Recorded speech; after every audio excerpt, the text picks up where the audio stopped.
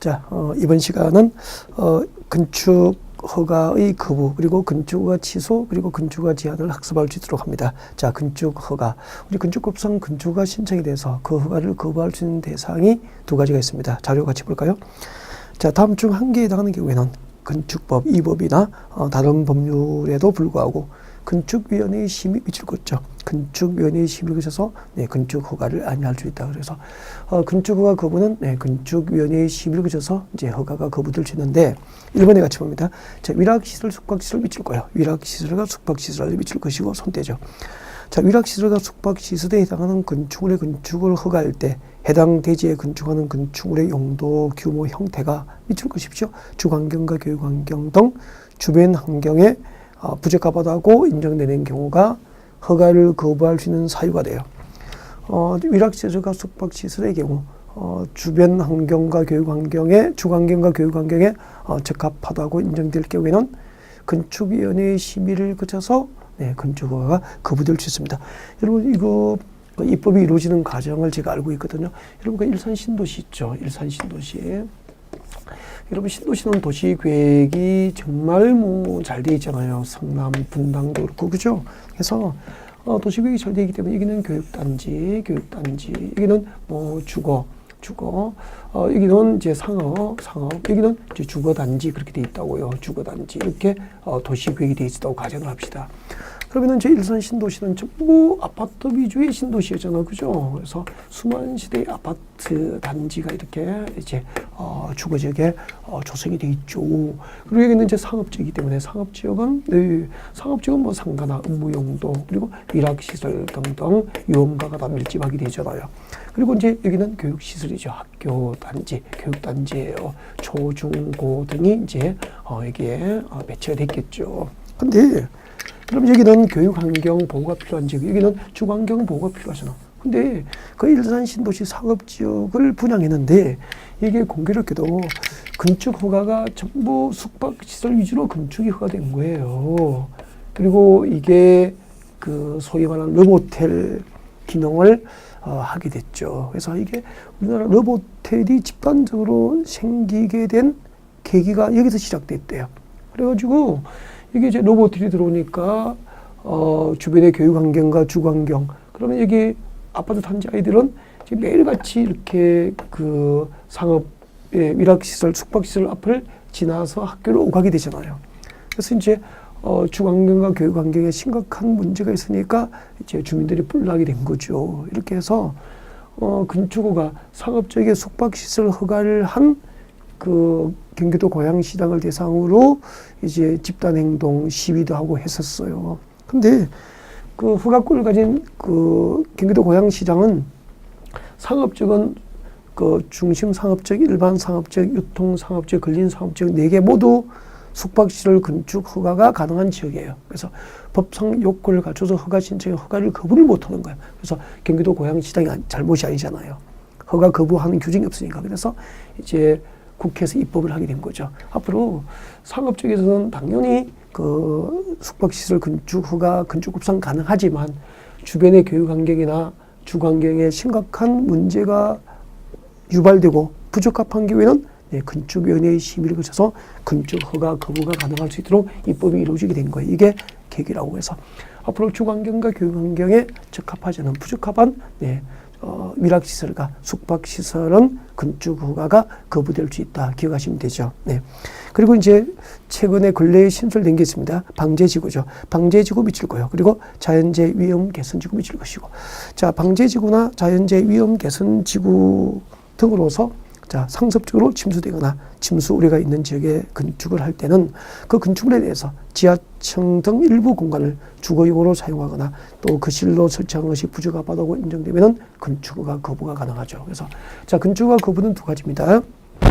방제지구와 자연재해 위험 개선지구에서 지하층 등 일부 공간을 주거용으로 사용하거나 또 거실로 사용하는 것이 부적합할 경우 허가 거부될 수 있고요. 또 교육환경과 주거환경에 적합하지 않은 위락시설과 숙박시설은 건축허가 거부가 가능하다. 기억하실 수 있죠? 그리고 건축허가 취소는 암기하셔야 돼요. 그리고 건축법상 건축허가 취소. 건축허가 취소는 허가 취소는 강행 규정이에요. 그래서 취소해야 될 사유가 있으면 취소하여야 한다. 하여야 한다. 그래서 강행 규정인 거 알고 있어야 되고요. 그때 건축법상 건축허가 취소 사유 세 가지 있죠. 이런 암기를 하셔야 됩니다. 자, 이런 자료 같이 봐요. 자, 건축법상 건축을 받았는데 1년에서 2년으로 개정됐어요. 2년 내에 동그라미 하셔야 되죠. 건축법상 건축허가를 받고 2년 내에 건축공사에 착수하지 않으면 그 건축허가를 허가권자는 취소해야 한다는 거예요. 그리고 가로 안에 봅니다. 자, 공장의 경우, 자, 신설 동그라미, 증설 동그라미, 업종 변경 승인 동그라미 합니다. 자, 신설, 증설, 업종 변경 승인을 받은 공장은 건축법상 건축허가 받고 3년 내에 착수하지 않으면 건축허가 취소 사유가 돼요. 두 가지를 이용해야 되죠. 건축법상 건축허가를 받으면 2년 내에 건축공사에 착수하지 않으면 취소 사유가 돼요. 단 신설, 증설, 업종 변경 승인을 받은 공장입니다. 신설, 증설, 업종 변경 승인을 받은 공장은 몇 년이죠? 3년이죠. 건축법상 건축허가를 받고 3년 내에 착수가 없으면 건축허가 취소될 사유가 됩니다. 신설, 증설, 업종 변경 승인을 받은 공장은 3년 이렇게 오셔야 돼요. 건축법상 건축허가를 받고 2년 내에 착수하지 않으면 건축허가 취소 사유. 신설, 증설, 업종 변경 승인을 받은 공장은 3년 내에 착수하지 않으면 취소 사유. 그렇게 됩니다. 그 다음에 건축 3번은 그리고 이 기간, 이 착수 기간 내에 착수를 했어. 그러니까 2년 내에 착수했고 3년 내에 했지만 착수했더라도 공사 완료가 불가능한 경우에는 건축허가 취소 사유가 됩니다. 그리고 3번은 신설됐습니다. 3번 착공신고 전 경매 공매 등으로 건축주가 대지의 소유권을 상실한 때부터 6개월이 기다려집니다. 그래서 6개월이 경과한 이후 그래도 공사 착수 6개월이 경과한 이후 그래도 공사 착수가 불가능하다고 인정되면 건축허가 취소 사유가 됩니다. 자, 건축신고, 착공신고 전 착공신고를 하기 전에 경매, 공매 등으로 건축주가 대지의 소유권을 상실한 날부터 몇 개월이죠? 6개월이 경과한 이후 공사 착수가 불가능하다고 판단되면 허가권자는 건축허가 취소를 해야 됩니다. 그래서 이것은 2017년도 근래에 신설된 거니까 유념에도 잘 챙겨줄 수 있도록 하시고, 물론 건축허가 취소 사유 4개는 반드시 암기하셔야 됩니다. 네. 허가받고 2년 내에 착수가 없거나 건축허가를 받고 2년 내에 착수가 없거나 신설, 증설, 업종 변경 승인을 받은 공장은 허가받고 3년 내에 착수가 없거나 그 기한 내에 착수했더라도 공사 완료가 불가능하거나 경매, 공매 등으로 대지의 소유권을 상실한 때부터 6개월이 경과한 후에도 공사 착수가 불가능하다고 판단되면 건축법상 건축허가 취소 사유가 된다. 그렇게 돼요. 다음 내려오십시오. 네. 그리고 건축신고 대상이죠. 여러분 건축신고 대상은 암기하셔야 돼요. 아까 건축법상 건축 절차, 원칙은 뭐죠? 허가죠. 건축법상 건축 절차는 원칙적으로 허가를 받는다. 이 원칙이죠. 단 특례로서 일부 건축으로 신고하면 되죠. 일부 건축으로 신고하면은 이제 건축할 수 있게 되죠. 자, 신고 대상 건축은 진짜 암기하셔야 돼서 우리 직장인들 힘드시죠? 출퇴근하시면서 오가면서 암기를 꼭 하셔야 됩니다. 제가 암기할 수 있도록 요리를 해드리겠습니다. 자, 1번 바닥면적 합계 85제곱미터 이하입니다. 바닥면적 합계 85제곱미터 이내. 바닥면적 합계가 85제곱미터 이내인 정축, 개축, 재축. 건축물의 바닥면적 합계 85제곱미터 이내인 건축물의 정축, 개축, 재축은 신고하면 돼요. 네. 그리고 두 번째. 동그라미 2번 보십시오. 관리적 농림적 자연환경 보존지역이죠. 여러분 관리적 농림적 자연환경 보존지역 밑줄 거예요. 도시적입니까? 도시적 밖입니까? 도시적 밖에서 그렇게 오면 되잖아. 도시적 밖에서 그렇게 오시라고. 관리적 농림적 자연환경 보존지역 즉 도시적 밖에서 밑줄 그으십시오. 연면적이 200제곱 미만입니다. 연면적이 200제곱미터 미만이고 200제곱 미만이고 그리고 3층이죠. 3층 미만. 3층 미만인 건축물이죠. 건축물은 소규모 건축물이라고. 이렇게 도시적 밖에서 소규모 건축물의 건축은 신고하면 건축할 수 있다는 뜻이잖아. 그렇게 오셔야 돼요. 도시적 밖에서 소규모 건축물이죠. 연면적이 200제곱미터 미만이고 3층 미만인 소규모 건축물의 건축은 신고로 건축할 수 있다 그런 뜻이라고요. 아셨죠? 네. 그리고 그 소규모 건축물입니다. 3번에 그 소규모 건축물이니까 이거잖아. 연면적이 200제곱미터 미만이고 3층 미만인 3층 미만인 이 소규모 건축물의 대수선은 신고로 할 수 있죠. 네. 세 가지 이었죠. 바닥 면적 합계가 85제곱미터 이내인 증축, 개축, 재축, 도시적 밖에서 소규모 건축물의 건축, 그리고 연면적이 200제곱미터이고 3층 미만인 소규모 건축물의 대수선은 신고로 할 수 있다는 거죠. 그래도 조심해야 될 거. 2번이 제일 조심해야 돼. 여기서는 2번. 도시적 밖에서 소규모 건축물의 건축은 신고로 건축할 수 있지만 이 지역에 이 도시적 밖에 뭐가 지정되어 있죠? 그렇죠. 지구 단위 구역이 지정되어 있거나 건너편에 나와 있죠. 지구 단위가 지정되어 있거나 방제 지구가 지정되어 있거나 방제 지구가 지정되어 있거나 그리고 위험 지역, 붕괴 위험 지역이죠. 붕괴 위험 지역. 붕괴 위험 지역인 경우에는 이 소규모 건축물의 건축을 도시적 밖에서 건축하더라도 신고 대상에서 제외돼요. 신고 대상에서 제외되니까 허가를 받아야 되는 거죠. 알겠죠? 네. 자, 도시적 밖에서 소규모 건축물의 건축은 신고지만 지구 단위 구역이 지정되어 있거나 방제 지구가 지정되어 있거나 붕괴 위험 지역에서는 신고 대상에서 제외되기 때문에 건축을 받아야 한다. 그리고 4번 이러십시오. 연면적 합계 100제곱미터 이하입니다. 연면적 합계가 100제곱미터 이하인 건축은 전국 어디에서나 건축에 허용된 적은 신고로 건축할 수 있게 됩니다. 바닥 면적 합계 1번 바닥 면적 합계는 85제곱미터 이하, 연면적 합계는 100제곱미터 이하. 연면적 합계 기준입니다. 연면적 합계 기준 100제곱미터 이하인 건축은 신고로 가능하다. 그리고 그 밑에 봅니다. 5번 높이 3m죠. 높이 3m. 높이 3m 이하. 3m 이하의 증축. 그렇게 오는 거예요. 높이 3m 이하인 증축. 높이 3m 이하의 증축은 신고로 가능해요. 연면적 합계 100제곱미터 이하인 건축물. 높이 3m 이하인 증축. 그렇게 오는 거죠. 그리고 좀 길죠. 표준 설계 도서에 따라서 건축하는 건축물. 표준 설계도. 표준 설계도서. 자, 표준 설계도서에 따라서 건축하는 건축물로서 건축 조례로 정한 것, 조례로 정한 건축물입니다. 조례로 정한 건축물은 신고로 가능합니다. 표준 설계도서에 따라서 건축하는 건축물로서 건축 조례로 정하는 건축물은 신고로 가능하다. 표준 설계도서에 따라서 건축하는 건축물로서 건축 조례로 정하는 건축물은 신고로 가능합니다. 그리고 7번 공업지역, 지구 단위 구역고요. 그리고 산업단지 시계 꼭 외우셔야 됩니다.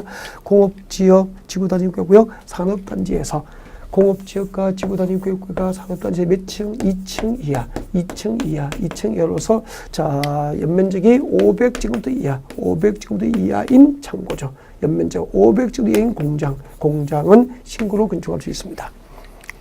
공업지역 지구 단위 구역 산업단지에서 2층 이하인 건축으로서 연면적 합계가 500제곱 이하인 공장이죠. 연면적 합계가 500제곱 이하인 공장은 신고로 건축할 수 있습니다. 그리고 자, 농수산업을 경영하기 위한 읍면지역에서 농수산업을 경영할 목적으로 읍면지역에서 건축하는 자, 농업용 창고입니다. 연면적 200제곱 이하. 8번 농업용 창고는 연면적 200제곱 이하. 200제곱 이하인 창고는 연면적 이하. 농수산업용 창고 중에서 연면적 200제곱 이하인 창고. 그리고 축사, 작물 재배사. 사니까 얼마죠? 400제곱 연면적 400제곱 이하인 축사, 작물 재배사는 신고로 할 수 있다. 여기까지. 제가 대략적으로 한번 읽어드렸기 때문에 암기가 훨씬 쉬웠을 거예요. 네, 이렇게 해서 연습하셔야 됩니다. 그리고 자, 건축허가 제한입니다. 건축허가 제한. 건축허가 제한은 자, 중요해요. 아주 중요한데 자, 제한권자. 이런 자료 참고하시면 되죠. 제한권자, 건축허가 제한권자. 국토교통장관이 제한할 수 있어요. 국토교통장관이 건축을 제한합니다. 제한권자. 국토교통장관은 누구를 제한하느냐면 건축법상 모든 허가권자입니다. 모든 허가권자가 허가를 못하게 제한할 수도 있고요. 이미 허가받은 건축물에 착공을 못하게 제한할 수도 있어요. 모든 건축법상 건축허가권자가 허가를 할 수 없게 그리고 착공을 할 수 없게 제한할 수 있다는 거죠. 언제예요? 다음에 사유가 있어요. 이 사유를 꼭 외워야 돼요. 첫 번째, 국토관리입니다. 국토관리를 위해서 특히 필요한 경우죠. 그리고 아니면은 주무부 장관이 요청하는 경우죠. 그러면은 만약에 주무부 장관이니까 국방부 장관이 국방상 필요도 요청하거나 기획재정부 장관이 국민경제상 필요에 요청하는 경우죠. 이렇게 국토관리직에서 특히 필요한 경우이거나 주무부 장관의 요청이 있으면 국토교통부에서는 모든 대한민국의 건축가권자가 허가를 못하게 제한할 수도 있고 이미 허가받은 것 중에 착공을 못하게 제한을 가할 수 있다는 뜻이에요. 그리고 이제 제한권자 국토교통부 장관이 있었죠. 두 번째는 특강도가 있습니다. 특별시장, 광역시장, 도지사. 특별시장, 광역시장, 도지사는 건축가 제한권자 될 수 있죠. 네. 책장을 넘겨야 되겠네요. 자료. 네. 특강도. 특별시장, 광역시장, 도지사는 누구를 제한하냐면은 허가권자 중에서 자기 밑에 누구죠? 시장, 군수, 구청장입니다. 시장, 군수, 구청장의 허가를 못하게 제한할 수도 있고 이미 허가받은 것 중에 착공을 못하게 제한할 수도 있죠. 네. 그래서 국토교통부 장관은 모든 허가권자의 건축을 제한할 수 있지만 특강도는 허가권자 중에서 시장, 군수, 구청장만 제한을 할 수 있게 돼요. 그때 특강도가 제한할 수 있는 사유가 있습니다. 특별시장, 광역시장, 도지사는 다음에 사유가 있어요. 꼭 외워야 됩니다. 지역계획이죠. 지역계획상 필요한 경우야. 지역계획상 필요하거나 아니면 도시군 계획이죠. 도시군 계획상 필요한 경우죠. 지역계획이나 도시군 계획상 필요한 경우죠. 그래서 국토교통부 장관의 제한 사유하고 특강도의 제한 사유를 혼동하지 않도록 구별해야 돼. 이게 핵심이라고. 자, 이렇게 건축법상 건축가권자가 허가를 제한할 때 그 제한 기간은 2년 이내가 원칙이라고. 제한 기간은 2년 이내로 제한함이 원칙입니다. 1회 하나요? 2년 이내에서 제한함이 원칙인데 건축가 제한 기간이 연장될 수 있죠. 연장 1회 1년 범위 내에서 건축가 제한 기간은 연장될 수 있습니다. 원칙은 2년 이내에서 제한함이 원칙이지만 그죠? 단 1회 1년 범위 내에서 건축가 제한 기간은 연장될 수 있다.